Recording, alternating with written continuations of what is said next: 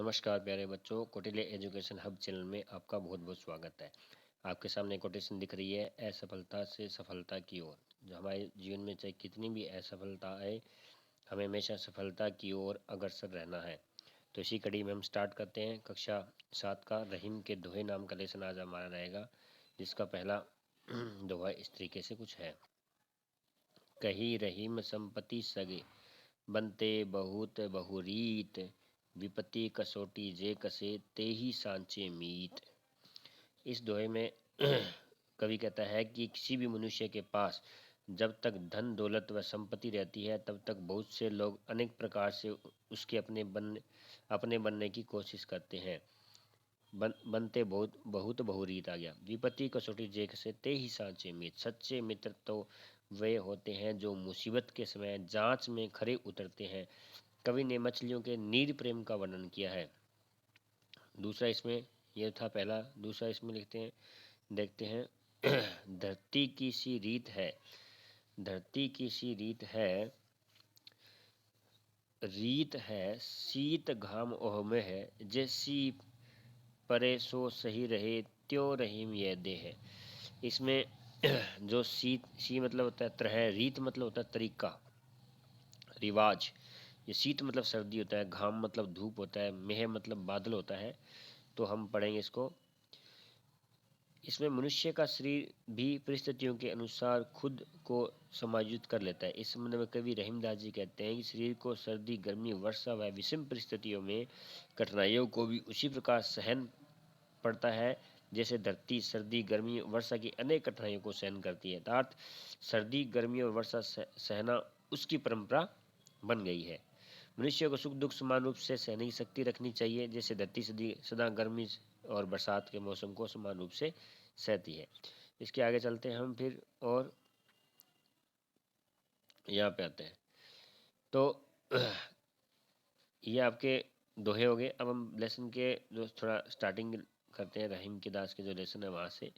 ये आपने पढ़ लिए किस तरीके से कभी मनुष्य के पास जब तक धन दौलत होती है, ये वाला पढ़ लिया हमने। और तरुवर फल नहीं खात है, सरोवर पियत न पान, ये वाला मैं आपको बता देता हूँ कि कवि रहीमदास जी कहते हैं कि प्रकृति से सदा से परोपकारी स्वभाव रूप की रही है। प्रकृति के अंग वृक्ष अपना फल स्वयं नहीं खाते हैं और तालाब कभी भी अपना पानी स्वयं नहीं पीता है। पेड़ अपना फल और तालाब अपना पानी दूसरों के लिए धारण करते हैं। इस प्रकार सज्जन भी अपनी संपत्ति का संचय कर अपने धन को दूसरों की भलाई में लगा देते हैं। ये आपका जो एक था उसका दूसरे का थोड़ा व्याख्या थी। तो ये इस तरीके से कुछ व्याख्या थी। इस बीच बीच में आपसे प्रश्न पूछ सकता है कि कवि और कविता का नाम क्या है। तो रहीम के दोहे हैं और कवि है इसके रहीमदास जी। और सच्चे मित्र की क्या गुण बताया गया है। सच्चे मित्र का यह गुण है कि वह मुसीबत के समय में साथ नहीं छोड़ता है। जाल पड़ने पर धनी पानी इसलिए जाल पड़ने पर पानी इसलिए बह जाता है क्योंकि यह मछलियों के मोह को छोड़ देता है। इस तरीके से कुछ प्रश्न है। नेक्स्ट में चलेंगे हम। उसमें यहाँ पे आते हैं। तो ये कविता का नाम आ गया धरती की रीत क्या है। धरती की रीत तक यहाँ से पूछा, देखो धरती की रीत क्या है। तो धरती की रीत है वह सर्दी धूप वर्षा को धैर्यपूर्वक सहन करती है। ये उसका धरती की रीत है। धरती और मानव शरीर में क्या समानता है। धरती और मानव शरीर में यह समानता है कि शरीर भी परिस्थितियों के अनुसार सुख दुख सहता है। और अर्थ स्पष्ट करने हैं। इस पंक्ति में निहित संदेश स्पष्ट कीजिए। इस पंक्ति में संदेश है कि मनुष्य को सुख दुख में समान रूप भाव से रहना चाहिए। कवि का नाम क्या है। कवि का नाम रहीम जी है और कविता का नाम रहीम के दोहे हैं। शीत मतलब सर्दी होता है, घाम मतलब धूप होता है, मेह मतलब वर्षा होती है। अब थोड़ा सा इधर ये जो वाली चीज़ है, ये आपको प्रश्न आंसर करनी है यहाँ से। ठीक है, पहला आपको नहीं करना है, मैं आपको बता दूं, पहला नहीं करना है। आपको करना है दूसरा नंबर। रहीम ने क्वार के मास में गरजने वाले बादलों की तुलना ऐसे निर्धन व्यक्तियों से क्यों की है जो पहले कभी धनी थे और बीती बातों को बताकर दूसरों को प्रभावित करना चाहते थे। दोहे के आधार पर आप सावन के बरसने और गरजने वाले बादलों के विषय में क्या कहना चाहोगे। रहीम ने तुलना इसलिए की है क्योंकि जिस प्रकार निधन व्यक्ति के पास धन को तो रहता नहीं है, वह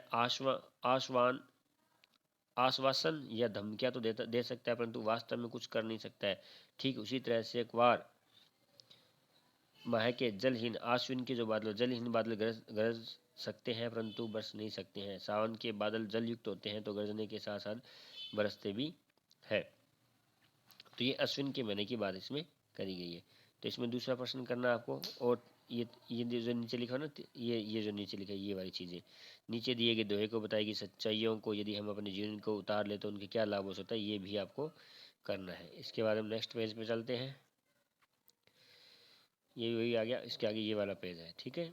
तो इसमें आपको ये वाला भी करना है, ऊपर वाला जो दिया हुआ है धरती की सी भैंस वाला। यदि हम दोहे के वर्णित यथार्थ स्वीकार कर ले तो हमें दुख को अनुभूति कम होगी और जीवन हमारे लिए आनंदमय हो जाएगा, ये वाला करना है। और इसके बाद में ये वाला भी करना है आपको, भाषा की बात में पहला निम्नलिखित शब्दों के प्रचलित हिंदी रूप लिखने हैं। विपत्ति का मतलब विपत्ति होता है, मछली मतलब मछली होता है, बादर मतलब बादल होता है, शीत मतलब शीत होता है, बनत बहुवीत ये वाला भी करना है प्रश्न आपको, ठीक है।